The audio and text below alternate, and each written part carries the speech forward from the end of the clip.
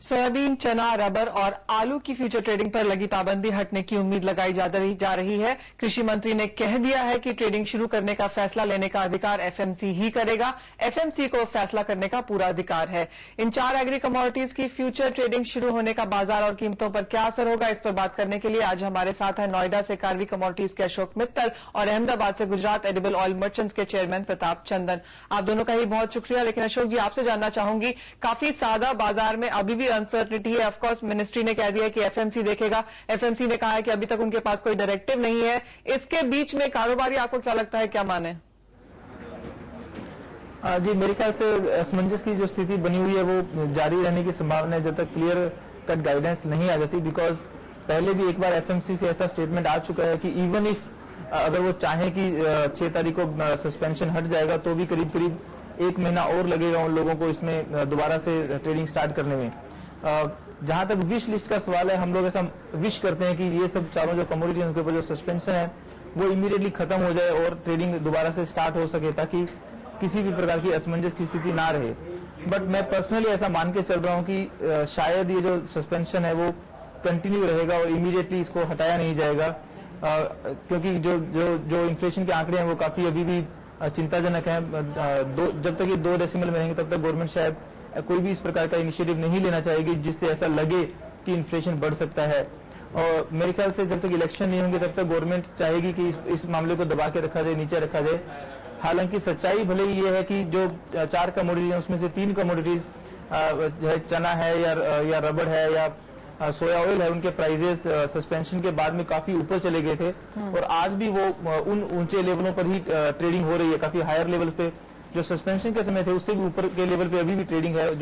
जो physical market rate है वो भी काफी ऊपर है। जी अशोक जी, तो क्लियरली बाजार ये मान के चल रहा है कि स्पॉट प्राइसेस या फिर प्राइसेस की जहां तक बात है वो फ्यूचर से यहां पर बहुत ज्यादा उसका इंपैक्ट नहीं पड़ता। एक और भी जो चीज बाजार में ये है, जिस तरह की रिपोर्ट्स हैं कि एक्सचेंजेस ने ऑलरेडी यहां पर अप्लाई कर दिया है एफएमसी को फ्रेश अप्रूवल के लिए इन सभी कमोडिटीज के लिए, तो कहीं ना कहीं तैयारी बाजार में है कि शायद इनको वापस से रिलिस्ट किया जाएगा। मेरे ख्याल से एक्सचेंजेस तो नेचुरली उस पर काम कर रहे हैं काफी समय से और उनकी तरफ से तो ये रहेगा कि वो परमिशन ले सकें। पर मैं ऐसा पर्सनली मान के चलता हूं कि जब तक क्लियर कट मैंडेट एफएमसी को नहीं मिलता है मिनिस्ट्री ऑफ कंज्यूमर अफेयर से या गवर्नमेंट की तरफ से, वो शायद ये डिसीजन नहीं लेंगे। और ये गवर्नमेंट की तरफ से डिसीजन लेने में मुझे लगता है किसी प्रकार की आनाकानी चलती ही रहेगी। तो ये तो फिंगर्स क्रॉस रखने वाली बात है और मेरे ख्याल से हमें वेट एंड वॉच वाली सिचुएशन में ही इंतजार करना पड़ेगा जब तक क्लियर कट गाइडेंस ना आ जाए। बट समहाउ मेरी गट फीलिंग ये है कि ये मामला थोड़ी देर और लटका रहेगा अभी भी। जी हाँ, गट फीलिंग्स बहुत ज्यादा फिलहाल बाजार में है। लेकिन प्राइसेस की आप बात कर रहे थे अशोक जी, यहाँ पर रबर के प्राइसेस की बात करें तो बैन के बाद शायद 12-15% बढ़ते हुए नजर आए हैं। आलू में ऑफकोर्स गिरावट देखने को मिली है क्योंकि वहां पर फसल ही बेहतर है, तो काफी हद तक फंडामेंटली यहाँ पर प्राइसेस मूव किए हैं। अंतर्राष्ट्रीय बाजारों में खाने के तेलों के प्राइसेस गिरे, उसी का असर हमने यहाँ पर पड़ते हुए देखा। तो एक जनरल फीलिंग जो शायद लोगों को अब समझ भी आ चुका है कि शायद ये पॉलिटिकली इंक्लाइंड डिसीजन था और प्राइसेस बहुत ज्यादा इंपैक्ट यहाँ पर नहीं होते फ्यूचर से। एकदम सही कहा आपने। बिकॉज अगर आप 4 कमोडिटी में देखेंगे तो 3 कमोडिटीज के प्राइसेस, जैसे मैंने पहले कहा, सोया ऑयल, चना और रबड़ में काफी ज्यादा बढ़ गए थे और अभी भी जो करेक्शन हुआ उसके बावजूद ये प्राइसेस सस्पेंशन वाले लेवल से काफी ऊपर है। For example soybean 584, soya oil 584 के लेवल पे था, ये 709 तक गया और अभी भी करीब 600 के ऊपर ट्रेडिंग कर रहा है। रबड़ 12,000 से 14,000 तक गया और अभी भी 13,000 के आसपास में ट्रेडिंग कर रहा है। और उस समय भी जब सस्पेंशन हुआ था हमने बहुत ही ये बात बोली थी कि जब आलू के प्राइसेस नीचे आ रहे हैं उस समय पे सस्पेंशन का औचित्य क्या है, बिकॉज गवर्नमेंट का मकसद ये था कि इन्फ्लेशन को रोकना है। तो आलू की बम्पर फसल को देखते हुए अगर प्राइस ऊपर रहने चाहिए थे तो मेरे ख्याल से किसी भी हालत में वो सस्पेंशन नहीं होना चाहिए था। तो सस्पेंशन होने के बावजूद प्राइसेस काफी घटे हैं, बिकॉज 472 रुपए से लेकर अभी 390 रुपीज के आसपास का रेट है। इससे बहुत क्लियरली हो जाता है कि भले सस्पेंशन है या नहीं है, फ्यूचर ट्रेडिंग है या नहीं है, उसका जो एक्चुअल स्पॉट मार्केट है उस पर कोई फर्क नहीं पड़ता है और जो प्राइस मूवमेंट है वो प्योरली डिमांड एंड सप्लाई के बेसिस पर ही होता है। लॉजिकली चाहे कुछ भी कहें, गवर्नमेंट अपनी तरफ से कुछ ना कुछ ऐसा जरूर अपना ध्यान रखेगी कि हम ऐसा कोई भी स्टेप क्यों लें जिसमें उनको कुछ किसी प्रकार का क्रिटिसिज्म का सामना करना पड़े। कोई ये बोले कि फ्यूचर ट्रेडिंग हुआ इसके लिए शायद इन्फ्लेशन बढ़ गया है, तो शायद वो इसको थोड़ी देर लटका के रखना चाहेंगे। मैं ऐसा मान के चल रहा हूँ। जी, लेकिन आपको कितना सही लगता है? आपने ऑफकोर्स कहा कि आपकी गट फीलिंग ये है कि शायद शुरू अभी नहीं होगा, लेकिन खरीफ की फसल जल्दी ही बाजारों में आने वाली है, तो आपको लगता है उससे पहले शायद यहाँ पर ये सही डिसीजन होता है इसको लेके आने का?